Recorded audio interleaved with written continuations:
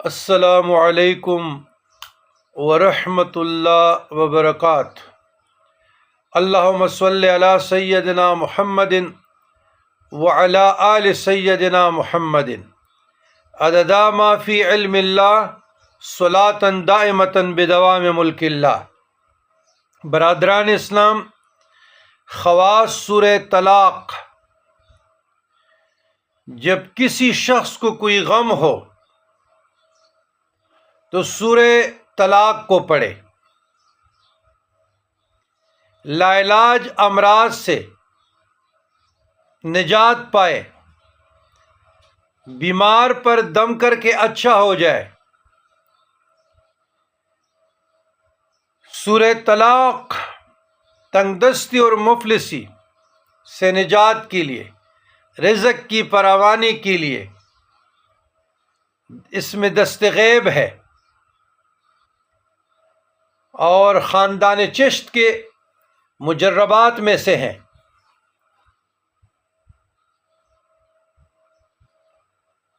جس نیت سے بھی پڑھی جائے انشاءاللہ تلوار کی طرح چلے گا۔ اللہ تعالیٰ کے رازوں میں سے ایک راز اور سورہ طلاق میں ایک ایسی آیت ہے کہ تمام بلیات، مہمات، مشکلات کے لیے اگر اس پر عمل کی جائے تو وہ کافی ہے۔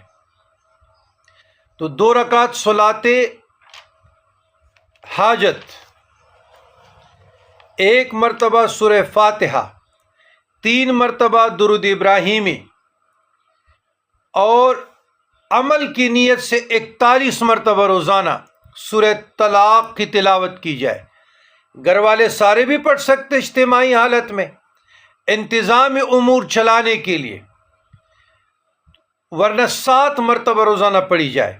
مجرب ہے، اکثیر ہے، تنگ دستی اور مفلسی سے نجات کے لیے، رزق کی فراوانی کے لیے، پرسکون خوشگوار زندگی لے، خوشحالانی کے لیے۔ اللہ کی کلام میں بڑی طاقت ہے، اور یہ مجربات بزرگان دین ہیں، بزرگوں کے اعمال میرے انہوں نے پڑھی ہے۔ ربنا انک جامع الناس لیوم لا ریب فیہ ان اللہ لا یخلف المیعاد۔